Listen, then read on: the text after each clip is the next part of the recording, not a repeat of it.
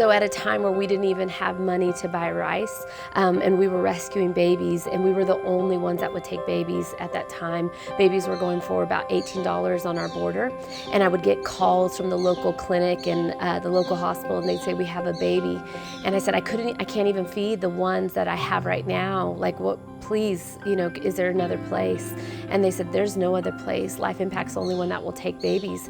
And I said, well, what if I don't take this baby? And they said, if you don't take this baby, there's nowhere else for this baby to go. This baby will end up in the wrong hands within 72 hours because there's so many people and there's so many children at this clinic. We can't watch everybody. And I just remember it was just a huge weight on me, and I didn't think it was responsible to take more babies and rescue babies when I couldn't even feed the children I had at that time, and I didn't know how we were going to get rice for that month. And I remember just looking at things thinking I could sell my air conditioning unit for $500 and get half a month's supply of rice. And I just remember that was my, just thinking, how can we survive?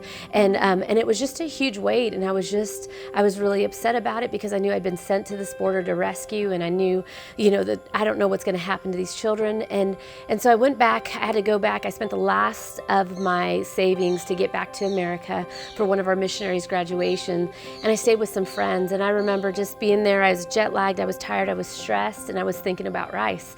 And I'm sitting at the table, and I just had all these weights and all these things in my mind, and I didn't share with them anything, but they start talking to me and said, Lana, what's your $1 million God dream? And I remember just saying, my $1 million God dream. Like, I remember getting upset because these children are facing life and death. When I get back, I'm facing the thing that I don't even know how I'm going to pay for rice, how I'm going to get rice for my children. I don't know how I'm going to feed the 60 children that I already have. Like, I just remember I was so upset and offended at that question. And even though I wanted to answer, I just need rice, all of a sudden I kept thinking that in my mind, I just need rice, my $1 million God dream. Like, I just need rice. But it out of my heart and out of my mouth said, I need land to build the vision because we can't rent the vision anymore. And I said that out of my mouth, and I even thought in my head, why don't you say you need rice? And so my friends start saying, well, I know a little bit about land, so why don't you start, I'll get a piece of paper, and why don't you just start telling me what you see? So he starts pulling out my dream, and I didn't even realize it was my dream, but I start to describe this place that there's lots of land where the kids can run and be healed and whole and be free. Usually they're confined in concrete jungles, and usually some of our kids have been chained up. And so I saw a place of them just running and being free. I also saw family-style safe homes where children can have a mother and a father and be in a family-style safe home. I saw them all scattered on the land. And so he starts drawing it out. And I think at the end of it, there was like 8 or 10 family-style safe homes, and it was all laid out. And so we had it all done. And then, he says, okay, he looks at it and he said, you need $500,000. And for me, $500,000, I just needed rice. And I just remember thinking, you American, I just need rice to feed my babies. I don't need $500,000. We looked and I saw it, and it just seemed like this far, far, far away dream. And I start walking up the stairs, and I remember just grumbling and just in my head, $500,000. I just need rice for my babies. $500,000. Why didn't you say rice, Lana? Why didn't you say rice? And I keep walking up the stairs, and I remember going to bed that night and just saying, God, I'm doing everything you told me to do. You told me to rescue children. You sent me to this border to rescue children. I'm doing everything I know to do. Like, something has got to give. And I just remember laying down, and when I said that, just a tear just streaming down my face when I said something's got to give. And went to bed that night. The next morning I awoke to my friend's wife shaking me, saying, Lana, get up.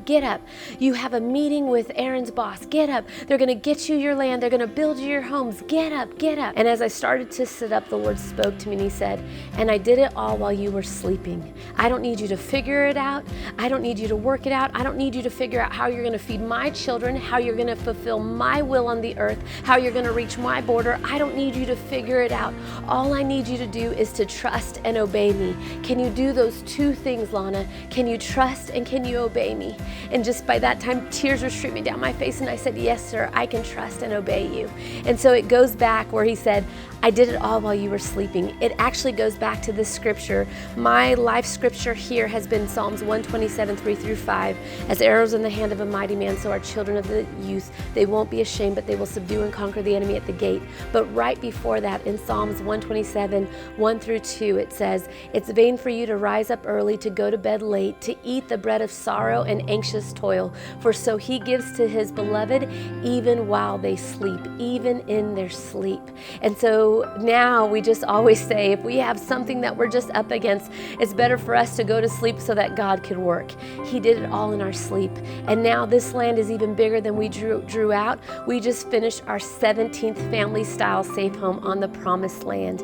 And we're just completing our girls' vocational training center. We have a computer lab, we have a library, we have a playground, and actually we just acquired land right next door, and it's going to be a boys' farm and vocational training center, and it's now the boys' Promised Land. So we don't only have a girls and babies and mixed zone Promised Land, but we now have a boys' Promised Land.